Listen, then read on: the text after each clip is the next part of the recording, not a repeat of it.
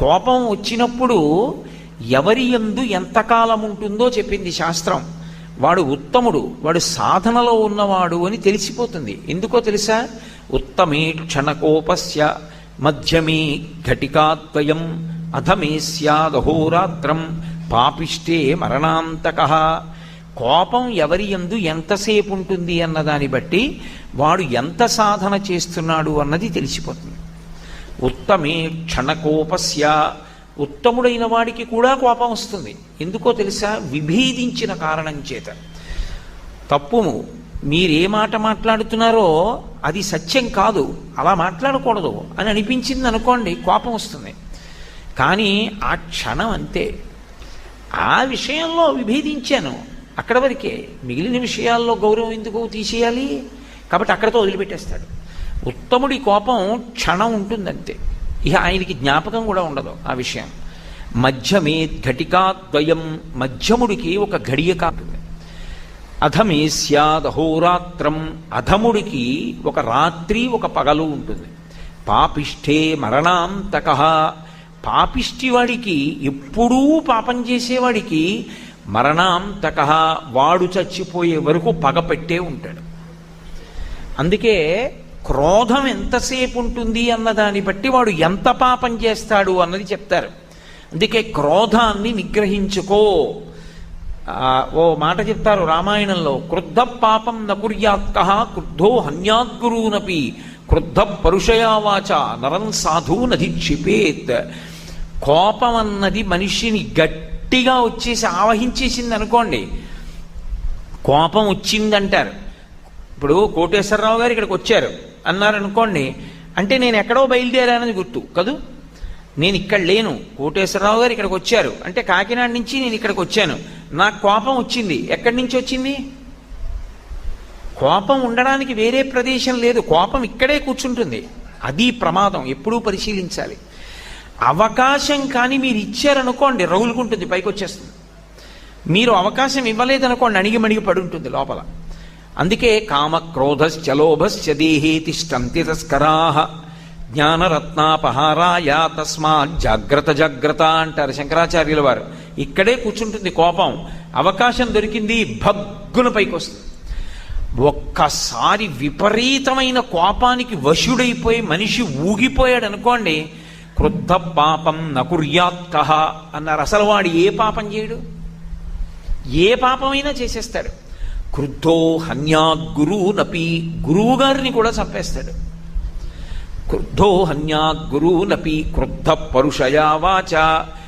అంత క్రోధానికి వశుడైపోయిన వాడి నోటి వెంట ఎప్పుడూ కూడా మంచి మాటలు రావు. సరళంగా మాట్లాడ్డావు, శాంతియుతంగా మాట్లాడ్డావు. ఏమండి మీరు అండో, ఎరా నువ్వు అంటాడు. ఒక్కసారి కాని క్రోధమునకు వశుడైపోయాడా, నోటి వెంట రాకూడని మాటలు వచ్చేస్తాయి. క్రుద్ధ పాపం నకుర్యాత్కః క్రుద్ధో హన్యాద్గురూనపి క్రుద్ధ పరుషయా వాచ నరం సాధు నధిక్షిపేత్. ఆ క్రోధం ఎక్కువైపోయింది అనుకోండి, ఎంతటి మహాత్ముల్ని కూడా తప్పుపట్టి వారెంతటి వారంటాడు. వారెంతటి వారని కూడా అండవు, వాడెంతటి వాడంటాడు. కాబట్టి మనిషి కోపాన్ని ఎలా విడిచిపెట్టాలి అని చెప్పిందంటే శాస్త్రం, యథోరగస్త్వచం జీర్ణాం సవై పురుషముచ్యతే. కుబుసం పాముకి ఎక్కడి నుంచి వస్తుంది? పాము ఒంట్లోంచే పుడుతుంది. పాము ఒంట్లోంచి పాముకి కుబుసం పుడితే పాముకి కళ్ళే కనపడవు, కళ్ళకడ్డంగా వస్తుంది కుబుసం. పాము ఏం చేస్తుంది? నా ఒంట్లో పుట్టిన కుబుసమే, నా శరీర నిర్మాణం ఎలా ఉందో అలాగే ఉంది, దీన్ని వదిలేయడం ఎందుకని ఆలోచించదు. గరుగ్గా ఉన్నదాన్ని చుట్టుకుని దానికి ఒరుసుకుంటుంది, శరీరాన్ని ఒరుసుకుని కుబుసం వదిలేస్తుంది. అందుకే ఎప్పుడైనా పాము కుబుసం కనపడింది అనుకోండి, ఆ పాము ఎంత పెద్దదో ఏ జాతి పామో చెప్పేస్తారు. పాము శరీరం మీద మచ్చలు ఎలా ఉంటాయో కుబుసం మీద మచ్చలు అలాగే పడతాయి. పాము తన ఒంట్లోనే పుట్టినదైనా కుబుసాన్ని తాను వదిలిపెట్టేస్తుంది తప్ప కుబుసాన్ని ఉంచుకోదు. పాము కుబుసాన్ని ఎలా విడిచిపెట్టిందో మనిషి కోపాన్ని అలా విడిచిపెట్టేయాలి తప్ప కోపాన్ని ఎప్పుడూ కూడా అట్టెపెట్టుకోకూడదు. అది ప్రమాదకారి. మీరు ఒకటి బాగా జ్ఞాపకం పెట్టుకోండి, కోపం ఎవరికి శత్రువో తెలుసా? ఎవరికి కోపం వచ్చిందో వాళ్ళకే శత్రువు. తన కోపమే తన శత్రువు తన శాంతమే తనకు రక్షదయ చుట్టంబౌ అని తన సంతోషమే స్వర్గము. చిన్నతనంలో మనకి నేర్పుతారు.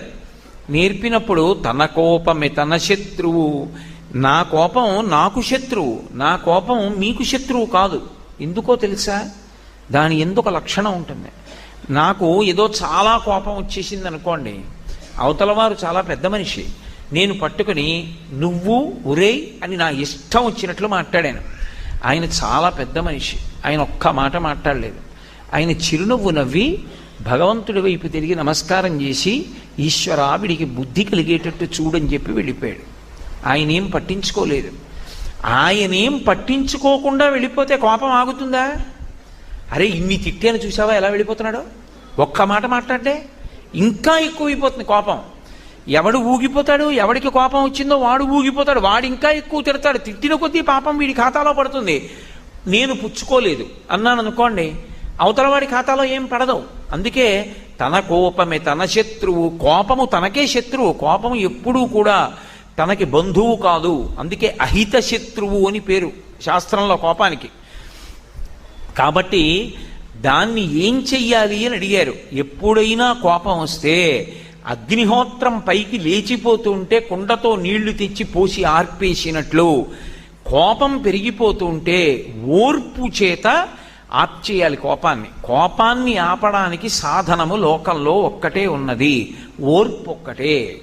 అందుకే నేను చెప్పానని మీరు అనుకోవద్దు, నేను మీతో పరమసత్యం చెప్తున్నాను. కోపం బాగా వస్తే ఏం చేయమని చెప్తారంటే వెంటనే నువ్వు ఏదైనా గదిలోకి వెళ్ళి తలుపులు వేసేసుకుని కూర్చోమని చెప్తారు.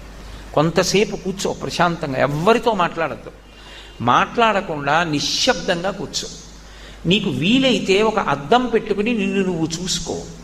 ఎంత భయంకరంగా ఉంటావో కోపం వచ్చినప్పుడు, ముఖంలో ఎంత వికారం వచ్చేస్తుందో, ఎంత ఊగిపోతాడో మనిషి కనపడుతుంది. కాసేపు భగవత్ స్వరూపం గురించి కానీ గురువుల గురించి కానీ ఆలోచించి మహాత్ములైన వారికి సంబంధించిన పుస్తకాన్ని తిప్పి వారి చిత్రాలు చూస్తే వెనక్కి వెళ్ళిపోతుంది. పొంగిపోతున్న పాల మీద నీళ్లు చల్లితే పాలు ఎలా వెనక్కెడతాయో, మహాత్ముల యొక్క మూర్తులను చూసినా నిశ్శబ్దంగా మంచి విషయం వైపుకి మనసుని తిప్పినా కోపం వెనక్కి వెళ్ళిపోతుంది. ఏదో కామకోటి పీఠాధిపత్యం వహించిన మహాపురుషులు చంద్రశేఖరేంద్ర సరస్వతి స్వామి వారి వివిధ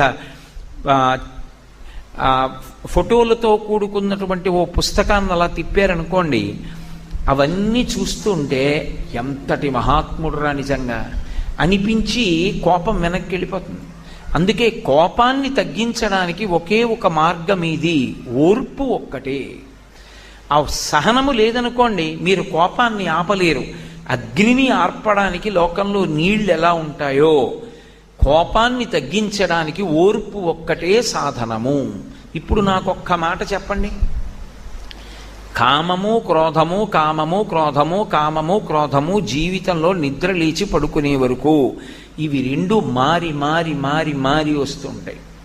నేను ఉదాహరణ చెప్పాలంటే ఇక్కడికి ఉపన్యాసానికి వద్దామని బయలుదేరాను. అది నా కామం. నా కామం అంటే నా కోరికే. నేను అనుకున్న సమయానికి వచ్చేసాను అనుకోండి, నా కోరిక తీరింది. నేను రాలేక మధ్యలో ఒక 45 నిమిషాలు ఉండిపోయాను. ఎప్పుడైతే మీరు కొన్న స్టాక్స్ కంటిన్యూస్గా పడిపోతున్నాయో, ఎప్పుడైతే ఇప్పుడు నేను పిచ్చి కేకలు వేసేసి వెర్రి కేకలు వేసేసి కోప్పడిపోయి ఎవరెవరి మీదో దెబ్బలాడేశాను అనుకోండి, ఇప్పుడు దాని సంగతి మాట దేవుడు ఎరుగు. కానీ ఇక్కడికి వచ్చి నేను స్థిమితంగా ప్రసంగం ఏం చేయగలను?